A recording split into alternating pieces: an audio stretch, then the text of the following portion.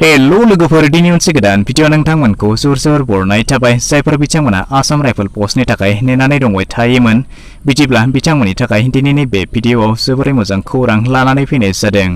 बेवहाय गासै 1930टा लांदां मासि दङ।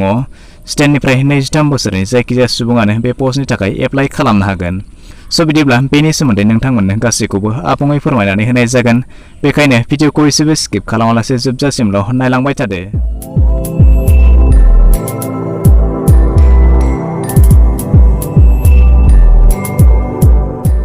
आसाम राइफलनि अफिसियेल नटिफिकेशनाव फोरमायनाय बादिब्ला आसाम राइफल टेक्निकेल आरो ट्रेड्समेन पस्टनि थाखाय आर'जलाइ हांख्रायनाय जादों। बेवहाय गासै मासि दङ 1230टा। एप्लाइ खालामनो थाखाय नोंथांमोना अनलाइनाव एप्लाइ खालामनानै लानो नांगोन। बे पस्टखौ एप्लाइ खालामनो थाखाय नोंथांमोननि बैसोआ खमैबो स्टेटनिफ्राय 23 बोसोरनि जानांगोन। बेजों लोगोसे सोलोंथाइ महरै नोंथांमोना थाखो 10 पास जानायजों लोगोसे ITI लानाय जानो नांगोन। आसाम राइफलनि बे 1230टा पस्टनि गेजेराव बबे रायजोनि थाखाय बेसेबां खालि मासि जानानै दङ नोंथांमोननो बेवहाय होखानाय बायदि नुनो मोन्दों।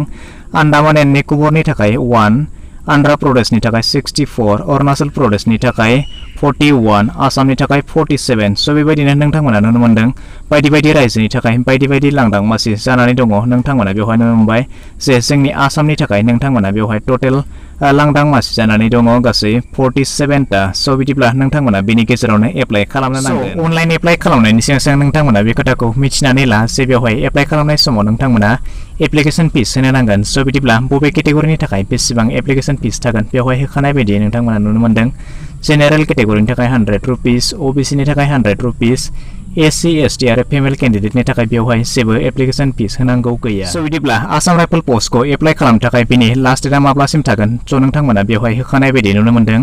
नोंथांमोननि जि स्टार्टिं डेट थामहिनबा जागायनाय सान बियो 11 सेप्टेम्बर 2021 थामहिनब्ला दिनैनिफ्राय बियो स्टार्ट जाबाय आरो नोंथांमोना लास्ट डेट हिसाबै नुनो मोन्दों 25 अक्ट'बर 2021 सिम।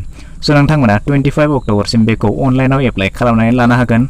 अनलाइन एप्लाइ खालामनो थाखाय नोंथांमोननि सुबिदानि थाखाय बेवहाय वेबसाइटखौ होनानै दोनखादों। asamrifles.gov.in आव थांनानै नोंथांमोना बेखौ गोरलैयैनो अनलाइनाव एप्लाइ खालामनानै लानो हागोन।